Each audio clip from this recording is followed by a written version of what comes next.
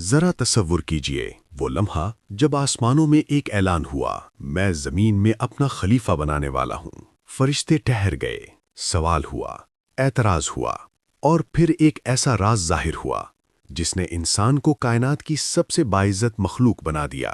یہ صرف انسان کی تخلیق کی کہانی نہیں، یہ علم، آزمائش، توبہ اور زمین پر انسان کے سفر کی ابتدا ہے۔ آج ہم جانیں گے حضرت آدم علیہ السلام کی وہ داستان جس کا آغاز جنت سے ہوا اور انجام زمین کی خلافت پر ہوا۔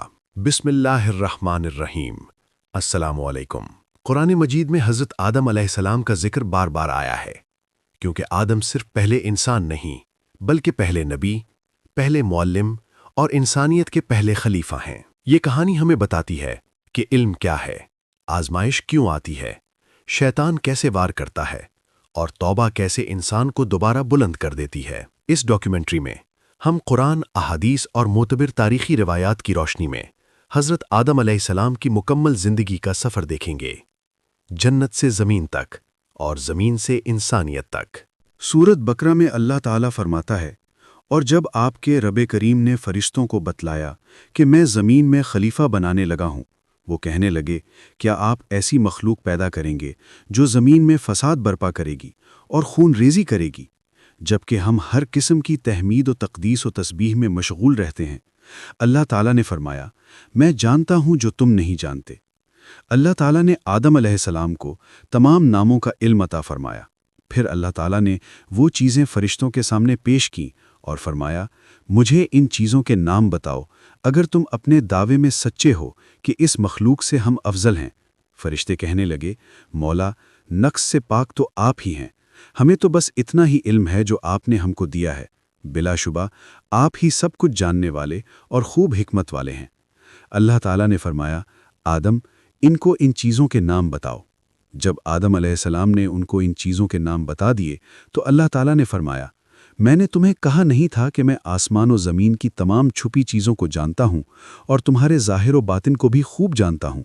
پھر جب ہم نے فرشتوں کو حکم دیا کہ آدم کے سامنے سجدہ ریز ہو جاؤ تو وہ سب سجدے میں گر پڑے، مگر ابلیس نے انکار کر دیا۔ اس نے اپنے آپ کو بڑا سمجھا، اس طرح وہ کافر ہو گیا۔ ہم نے کہا، آدم، تم اور تمہاری بیوی دونوں جنت میں رہو اور اس میں جہاں سے چاہو جی بھر کے کھاؤ، البتہ فلاں درخت کے قریب نہ جانا ورنہ ظالم بن جاؤ گے۔ لیکن شیطان نے ان کو پھسلا دیا اور جنت سے نکلوا دیا۔ ہم نے کہا، اتر جاؤ، تم ایک دوسرے کے دشمن ہو، زمین میں تم ایک مقررہ وقت تک رہو گے اور فائدہ اٹھاؤ گے۔ پھر آدم علیہ السلام نے اپنے رب سے کچھ کلمات سیکھ لیے اور توبہ کی تو اللہ تعالیٰ نے ان کی توبہ قبول فرما لی۔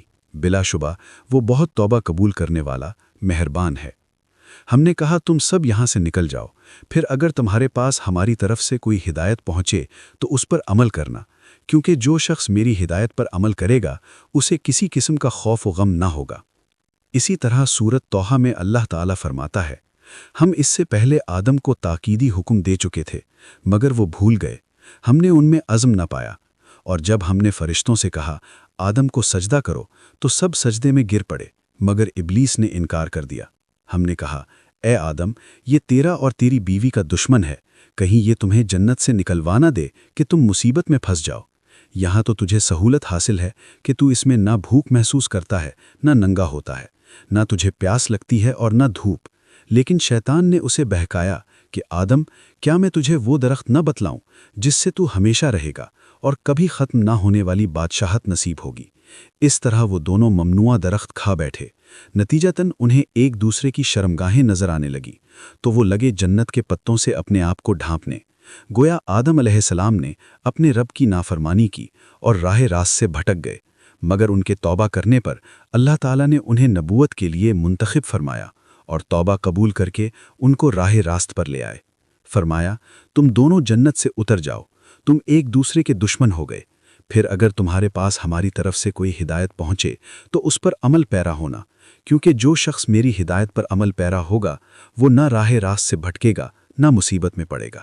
تفسیر در منصور میں حضرت ابن عباس رضی اللہ عنہ سے بیان ہے، اہبتو میں خطاب حضرت آدم و حوا، ابلیس اور سانپ سے ہے۔ نیز آدم علیہ السلام مکہ مکرمہ اور طائف کے درمیان علاقہ وجنہ میں اترے تھے۔ बाज़ ने कहा है कि हज़रत आदम अलैहिस्सलाम सफ़ा पहाड़ पर उतरे थे और हज़रत हव्वा मरवा पहाड़ पर।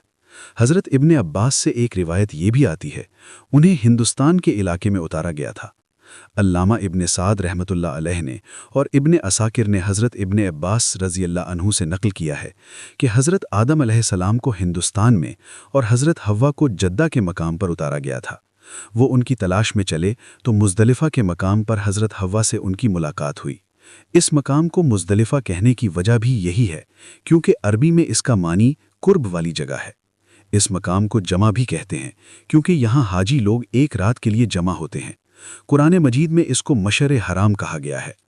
अल्लामा तबरानी रहमतुल्लाह अलैह ने, अबू नईम रहमतुल्लाह अलैह ने हिलिया में और इब्ने असाकिर ने हज़रत अबू हुरैरा रज़ियल्लाह अन्हु से बयान किया है कि रसूल अल्लाह सल्लल्लाहु अलैहि वसल्लम ने फरमाया, नज़ला आदमु अलैहि बिल हिंदी, हज़रत आदम अलैहिस्सलाम हिंदुस्तान में उतरे थे। इब्ने असाकिर ने एक और रिवायत भी नकल की है, हज़रत आदम अलैहिस्सलाम जब ज़मीन पर भेजे गए तो उन्हें हिंदुस्तान में उतारा गया था। तबरानी में हज़रत अब्दुल्ला बिन उमर रज़ियल्लाह अन्हु से मरवी है, जब अल्लाह ताला ने आदम अलैहिस्सलाम को उतारा तो उन्हें हिंदुस्तान में उतारा था। फिर वो मक्का मुकर्रमा आ गए, फिर वहाँ से शाम चले गए और वहाँ फौत हुए। इस बारे में वारिद रिवायात का खुलासा ये है कि हज़रत आदम अलैहिस्सलाम ज़मीन में आए तो हिंदुस्तान के इलाके सैलोन के जजीरा सरानकीप में बूज़ पहाड़ पर उतरे थे। इब्ने बतूता अपने सफ़रनामे में लिखते हैं, मैं इस जजीरे में गया तो मेरा असल मकसद हज़रत आदम अलैहिस्सलाम के कदम मुबारक की ज़ियारत करना था। इस जजीरे के लोग हज़रत आदम को बाबा और हज़रत हव्वा को मामा कहते हैं। कदम मुबारक की ज़ियारत का आगाज़ हज़रत अबू अब्दुल्ला बिन खफ़ीफ़ रहमतुल्लाह अलैह से हुआ। हज़रत आदम अलैहिस्सलाम की कब्र मुबारक के बारे में भी इख्तिलाफ है। बाज़ अहले इल्म कहते हैं कि आपको अबू कुबैस पहाड़ पर दफन किया गया। बाज़ अहले इल्म का ख्याल है कि आपकी कब्र मुबारक इसी जगह बूज़ पहाड़ पर है जहां आप उतरे थे। ये भी कहा गया है कि हज़रत नूह अलैहिस्सलाम ने तूफ़ान थमने के बाद आपको दोबारा बैतुल मुक़द्दस के इलाके में दफन किया। अल्लामा तबरी, इब्ने असीर और याकूबी की रिवायात की बिना पर हमारे नज़दीक राजिह बात यह है कि तौबा की कबूलियत के बाद जब हज़रत जिब्राईल अलैहिस्सलाम आपको उठाकर अरफात में लाए और अफ़आल हज सिखाए, फिर आप फौत हुए तो आपको अबू कुबैस पहाड़ के दामन में दफन किया गया अलैहिस्सलातु वस्सलाम। मुजमल रिवायात में है कि जब आदम अलैहिस्सलाम को ज़मीन पर उतरने का हुक्म मिला तो वो हिंद यानी हिंदुस्तान में उतरे, और हिंदुस्तान में उनके उतरने का जो मारूफ मकाम बताया जाता है वो मौजूदा भारत के जुनूब में जजीरा सरानदीप है, जिसे माजी करीब में लंका या सीलोन कहते थे और अब इसका नाम श्रीलंका है, जो एक आज़ाद मुल्क है। बरतानवी दौर में सीलोन इंतज़ामी लिहाज से बरतानवी हिंद में शामिल था। आम रिवायत के मुताबिक आदम अलैहिस्सलाम को हिंदुस्तान की सरजमीन पर और हज़रत हव्वा को जद्दा की सरजमीन पर उतारा गया और फिर चलकर दोनों अरफात में आ मिले। इसीलिए मैदान अरफात का नाम अरफात हुआ क्योंकि दोनों ने इसी मकाम पर एक दूसरे को पहचाना।